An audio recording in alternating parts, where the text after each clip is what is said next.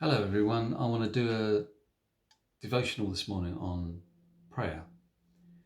And often when the subject of prayer is taught on, we can come away from it feeling a bit deflated.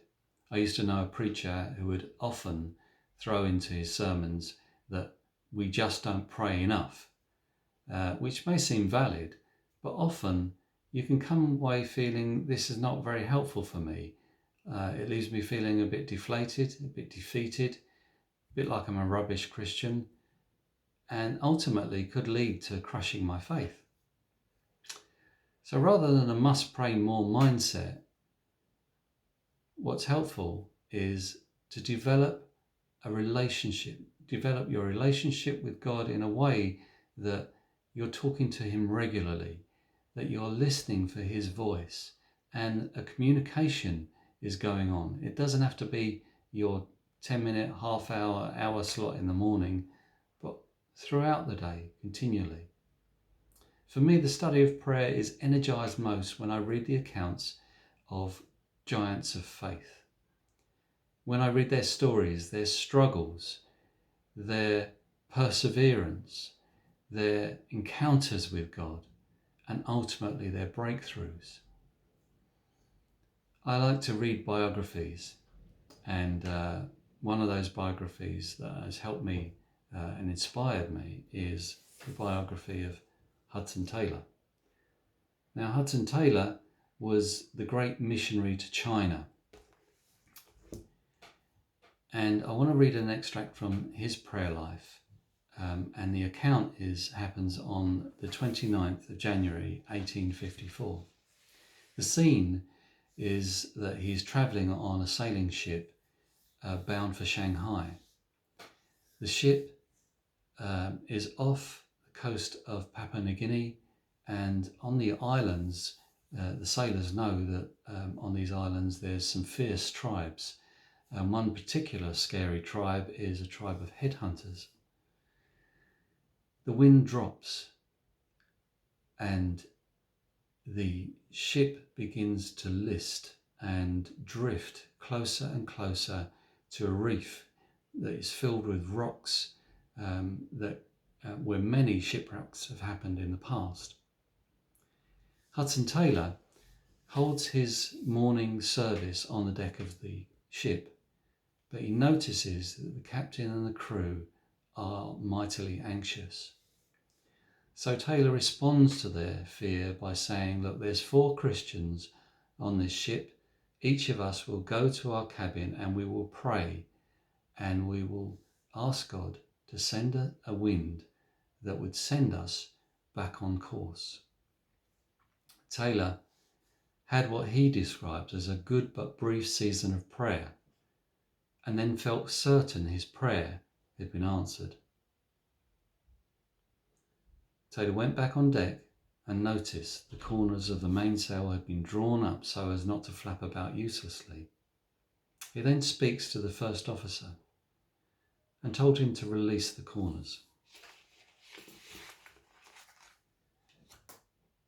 Let down the corners of the mainsail, he said.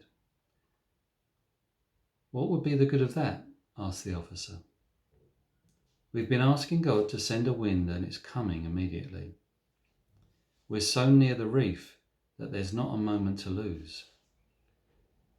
The first officer looked at Taylor with a mixture of incredulity and contempt. I would rather see a wind than hear about it. But as he was still speaking, Hudson Taylor watched the first officer's eyes and followed his glance up to the highest sail, the royal sail. There, sure enough, the corner of the sail was beginning to tremble in the coming breeze. Don't you see the wind is coming? Look at the royal sail, said Taylor. No, it's only a cat's paw, which means a mere puff of wind. Cat's paw or not, Hudson Taylor cried out, let down the mainsail and let's have the benefit of it. The first officer gave the order, and as the mainsail was let down, it began to tremble also. it began to expand and fill with wind. The ship began to move. 4 knots, 6 knots, 8 knots.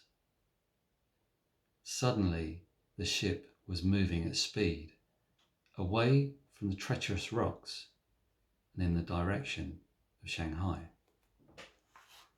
What can we learn from Hudson Taylor's account on his prayer life?